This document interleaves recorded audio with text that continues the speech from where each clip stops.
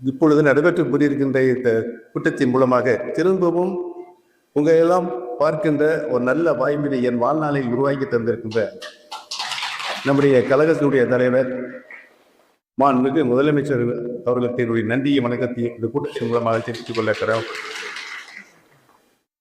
அருமையான செல்வேந்தன் அவர்கள் கடந்த 28 ஆண்டுகளுக்கு முன்னால் நடைபெற்ற நிகழ்வுகளை பற்றி சொன்னாங்க.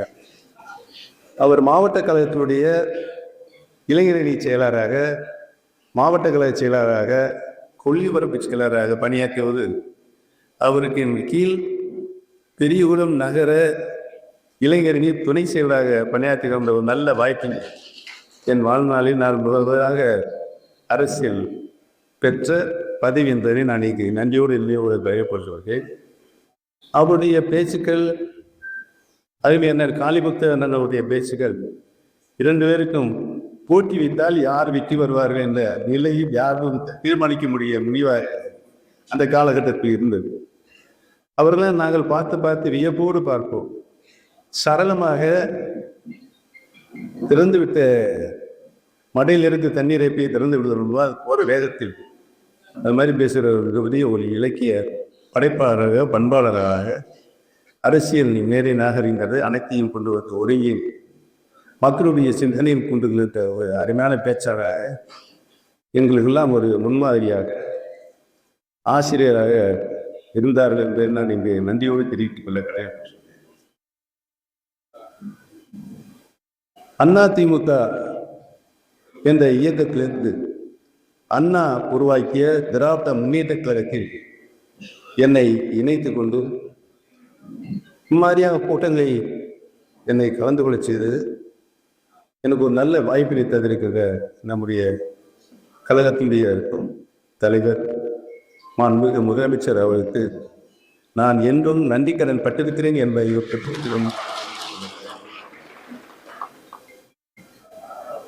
நம்முடைய இயக்கத்தை பற்றி நான் முன்பிருந்த தலைவர் அம்மா அவருடைய தலைமையில் பணியாற்றுகின்ற ஒரு நல்ல வாய்ப்பு எனக்கு கிடைத்தது.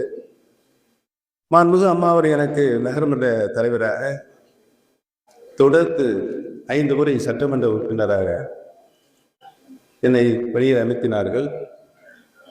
அப்போதெல்லாம் மறைமன்னன் செல்லியதன் அவர்களுக்கு நன்றாகவே தெரியும். அந்த பதவியில் நான் தலைமைக்கு கட்டுப்பட்டவனாக, விசுவாசம் மிக்கவனாக உழைத்திருக்கிறேன் என்பது உங்களுக்கு நன்றாக தெரியும். இன்றைக்கு கூட அனைவரும் பேரையும் வாசிக்கிற ஒரு நல்ல வாய்ப்பு எனக்கு கட்டு. பொதுவாக இருக்க பொறுப்பாளர்கள் என்ன நினைப்பாங்க, நீங்க பேசுறீங்க இல்லையா, ஆனா பொறுப்புல இருக்க நிர்வாகத்தை நீங்க பேர நீங்க அவசியம் சொல்லியாது என்று அவருடைய மனக்களில் இந்த குமுறல் எனக்கு நல்லாவே தெரியும். ஏன்னு சொன்ன ஒரு நேரத்தை ஏதோ ஒரு கேட்டு போயிடலாம், போகும்போது காரை நிப்பாட்டி ஏன் எங்க மேல சொல்லலைங்க அப்படி வந்து எங்களுக்கு அன்போடு கண்டிக்கின்ற தன்மையையும் நான் இந்த பகுதி மக்களிடம் நான் நன்றாகவே அறிவேன். போய் இந்த ஆண்டிவெட்டி தொகுதி புரட்சி தலைவர் அவர்களை முதலமைச்சராக மாண்புக்கு அம்மா அவர்களையும் முதலமைச்சராக தொகுதி பெருமை உங்களுக்கு இருக்கிறது என்பதை நான் இங்கே நன்றியோடு தெரிவித்துக் கொள்ள கடமைப்பட்டிருக்கிறேன். 50 ஆண்டாவது அனைத்து இந்திய அன்னார முன்னேற்ற என்னுடைய பணி நிறைவாக இருந்தது. நிறைவாக இருந்தது காரணத்தில்தான் என்னை ஒதுக்குவிட்டு அவர்கள் மாண்புமிகு அம்மா அவர்கள் எப்படி எப்போது காலமாய்வாக்கு என்ற எதிர்பார்த்து காத்திருந்து அம்மா இறந்ததுக்கு பின்னால் 2016 கடைசி மாதங்களில் அவருடைய வேலையை ஆரம்பித்தார். நான் எதிர்பார்க்கவில்லை இப்படி ஒரு சம்பவம் எனக்கு எதிராக நடக்குது. ஏனென்று சொன்னால் அம்மாவுடைய தலைமைக்கு பணியாற்றியதுன்னா எத்தனையோ நிர்வாகிகளை அம்மாவிடம் அழைத்து சென்று அறிமுகப்படுத்தி அவர்களோட பல்வேறு பதவிகள் சட்டமன்ற உறுப்பினராக, நாடாளுமன்ற உறுப்பினராக கிட்டத்தட்ட 9 அமைச்சர்களை அம்மா அவர்கள் அவர் தவறு செய்தார் என்று பொருட்கள் திருப்பிக்கின்ற போது நான் அம்மாவிடம் சொல்லி கடந்த காலங்களில் ஒரு கழகத்திற்கு பணியாற்றி இருக்கிறார்கள் என்று சொல்லி அதை தடுத்து நிறுத்தியவன் உண்டு. அவர்களும் ஒன்று சேர்ந்து உண்டு என்னை வெளியேற்றுகின்ற பணியில் ஈடுபட்டிருந்தார் என்பதை எதிர்கின்ற பொழுது நான் மிகவும் மன வருத்தப்பட்டேன். அந்த மன வருத்தத்தின் அடிப்படையில் சின்னம்மா அவர்கள் பழனிசாமி அவர்களை அம்மா காலமானாலே என்னை முதலமைச்சராக நியமித்தார்கள். அதற்கு பின்னாலே 3 மாதம் கழித்து பழனிசாமி அவர்களை நியமித்தார்கள். வாழ்க்கையில் நான் செய்த மிகப்பெரிய தவறு, தலைவர் அம்மா இறந்ததுனால தர்ம யுத்தத்தை ஆரம்பித்தேன். அந்த தர்ம யுத்தத்தில் பழனிசாமி சின்னம்மா அவர்கள் முதலமைச்சராக்கப்பட்டிருந்தார். அந்த நேரத்தில் அவர் மீது நம்பிக்கையில்லா தீர்மானம், முதலில் அவர் மீது நம்பிக்கையில்லா தீர்மானம் கொண்டு வந்தது நாங்கள் தான். அடுத்ததுக்கு நாள் பழனிசாமி மீது நம்பிக்கையில்லா தீர்மானம் கொண்டு வந்த போது என்னிடமும் நம்முடைய டிடி சார் அவர்கள் அனைவர் இருவரு சேர்ந்தா அவர் மந்திரியிலிருந்து சபையிலிருந்து தூக்கி எறியப்படுவார். அந்த சூழ்நிலை இருந்தது. அதற்கு முன்னால் என்னை சந்தித்து கழகம் பிளவுபட்டு இருக்கின்றது, நீங்கள் நினைத்தால் ஒன்று விடுத்தலாம் என்று சொன்னதன் அடிப்படையில் நான் அதற்கு ஒத்துக்கொண்டு காரணத்தினால் என்னிடம் வந்து பல்வேறு பழனிசாமிக்கு ஆதரிக்காதீர்கள், அவரை ஆட்சியிலிருந்து அகற்ற வேண்டும் என்று சொன்னார்கள். அதை நான் ஏற்கவில்லை. ஏற்காமல் பழனிசாமிக்கு அந்த நிலையில் நான் ஆதரவு தந்ததினால் தான் அவர் 6.5 ஆண்டு காலம் பதவி இருக்க வேண்டிய ஒரு சூழல் முதலமைச்சர் சூழல் இருந்தது. அந்த நன்றி கூட இருக்காமல் ஆரம்பத்திலிருந்து என்னை எப்படியாவது அரசியலிருந்து விலக்கி வைக்க வேண்டும் என்ற எண்ணத்தோடு அவர் செயல்பட்டார். அதைத்தான் நான் எதிர்த்தேன். நீங்கள் முதலாக என்னிடம் வந்து பேசுகின்ற பொழுது வேலுப்பிடி தங்கமணி என்ற அமைச்சர் தான் என்னிடம் பேசினார். நீங்கள் பொதுச் செயலாளர்கள், அவர் முதலமைச்சராக இருக்கின்ற காரணத்தில் அவர் முதலமைச்சராக நீடிக்கட்டும் என்று சொன்னார்.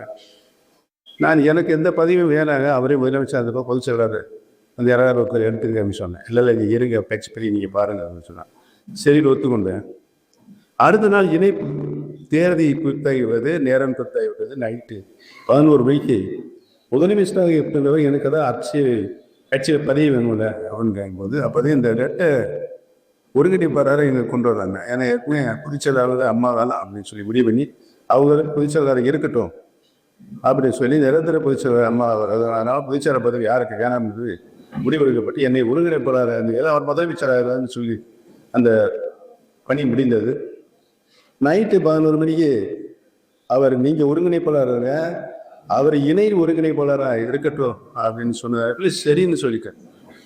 அப்புறம் 1 மணி நேரம் கழிச்சு திரும்ப இன்னொரு போய் சொல்ற பற்றி வர்றாங்க. என்னன்னா, ஒருங்கிணைப்பு கட்சியினுடைய நடவடிக்கைகள் அனைத்திலுமே ஒருங்கிணைப்பாளர் நானும் இணை ஒருங்கிணைப்பாளர் பழனிசாமி கையெழுத்திட வேண்டும்.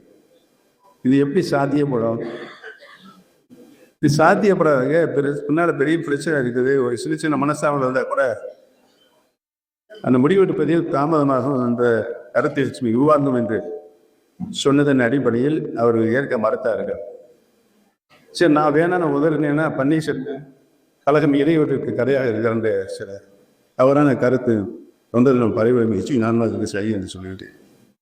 நான் அரசியலில் இருந்து ஒரு தவறு செய்தேன் என்று சொன்னால் பழனிசாமி அரசை காப்பாற்றி அவருக்கு இணை ஒருங்கிணைப்பாளர் கழகத்துடைய அத்தனை நடவடிக்கைகளும் கையெழுத்திடுவது என்று ஒத்துக்கொண்டது.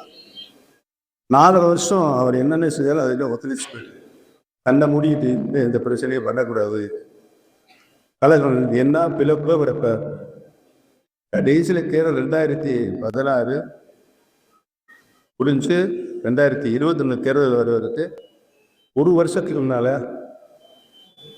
அப்பதான் பிரச்சனை கிளப்புறாங்க. ஒற்றை தலைமை என்ற பொதுச் செயலாளர் பதவி உருவாக்கப்பட வேண்டும். நீங்கதான் பொதுச் செயலாளர் மாறும்போது அம்மா அவர்களை பொதுச்சூழல் வச்சு நிரந்தர பொதுச் செயலாளர் மாற்றுவது அம்மா அவர் தான் என்று முடிவெடுக்கப்பட்டு ஒருங்கிணைப்பாளர் இணை ஒருங்கிணைப்பு திட்டமிடுவார். இப்ப நீங்களே திரும்ப பொதுச் செயலாளர் அம்மாவுடைய பதவியை அவருக்கு அந்த பதவி நிரந்தர பொதுச் செயலாளர் பதவியை நீக்கிவிட்டு பொதுச் செயலாளர் சொன்னால் அம்மா துரோகம் செய்ததான் என்று நான் சொல்லி அதை காதலே வாங்கிப்பேன். அடுத்த வாரம் இன்னொரு வாரம் அதுக்கடுத்த வாரம் என்ன சொல்றாங்கன்னா, வரத சட்டமன்ற தேர்தல் எந்த சட்டமன்ற 2021 அவர் தான் முதலமைச்சர்னு நம்ம தீர்மானம் போடணும் அப்படிங்க. 1980 திமுகவும் காங்கிரசும் உடன்பாடு வந்தது. அந்த உடன்பாட்டில் 4க்கு 117 110 பிரிச்சாங்க. பிரிச்சுனா தலைவர் வந்து ஒரு சொன்னார், சரி பிரிச்சிருக்கீங்க சந்தோஷம். ஏன்னா 77 தலைவர் முதலமைச்சர், 80 தேர்தல். யார் முதலமைச்சர் அப்படின்னு கேட்டால கலைஞர் முதலமைச்சர் அறிவிச்சிட்டாங்க. அப்போதான் நான் என்ன தவறு செய்கிறேன், ஏன் ஆட்சியை கலைஞர் தலைவர் சுற்றுப்பயணம் 2ஆம் முறை தலைவர் வந்து முதலமைச்சர் ஆயிட்டார்.